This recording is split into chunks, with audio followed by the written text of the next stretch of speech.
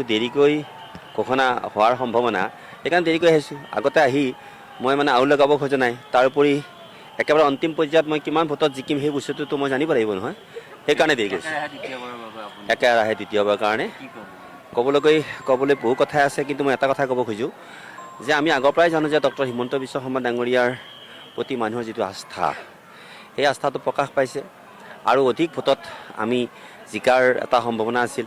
এই সম্ভাৱনাবিলাকো কিছু পৰিমাণে ম্লান হৈ পৰিছে যদিও আমাৰ ক'বলগীয়াবিলাক আমাৰ পিছত। কিন্তু এটা কথা খাটাং যে চিপাঝাৰ সমষ্টিয়ে আমাৰ মাননীয় ডক্টৰ হিমন্ত বিশ্ব শৰ্মা ডাঙৰীয়াৰ মাৰ্গদৰ্শনত তেওঁলোকে যিখিনি কষ্ট কৰিছে আমাৰ আই মাতৃকে আদি কৰি আমাৰ কাৰ্যকৰ্তাসকলে, সেই কাৰ্যকৰ্তাসকলে বহুত বিপৰ্যয়ৰ মাজতো তেওঁলোকে বহু ধৰণৰ মানে নেতিবাচক দিশৰ মাজত তেওঁলোকে যি ধৰণে দেশৰ বাবে সমষ্টিটো আমাৰ খিলঞ্জীয়া সমষ্টি কৰিবৰ কাৰণে যিখিনি কষ্ট কৰিলে, এই গোটেইখিনি কৃতিত্বৰ ভাৰ মই মোৰ কাৰ্যকৰ্তাসকলক দিব লাগিব। যিখিনি কাৰ্যকৰ্তা সঁচাকৈয়ে সেই কাৰ্যকৰ্তাখিনি কিন্তু ভাৰতীয় জনতা পাৰ্টীক ভাল পায়।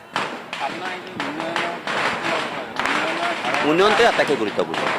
উন্নয়নটোৰ বাবেইতো আমাক ৰাইজে আজি মোকে নহয় গোটেই সমগ্ৰ অসমতেই আজি যি ধৰণে এটা অভাৱনীয়ভাৱে ডক্টৰ হিমন্ত বিশ্ব শৰ্মা ডাঙৰীয়াক যি ধৰণে স্বীকৃতি দিছে, যি ধৰণে তেখেতক আজি দ্বিতীয়বাৰৰ কাৰণে মুখ্যমন্ত্ৰী পতাৰ ক্ষেত্ৰত গুৰুত্বপূৰ্ণ ভূমিকা গ্ৰহণ কৰিছে আমাৰ ৰাইজে, সেয়া কিন্তু নিশ্চয় আমাৰ কাৰণে আটাইতকৈ ইতিবাচক। যিকোনো খবৰ বিজ্ঞাপনৰ বাবে যোগাযোগ কৰক 7896121996।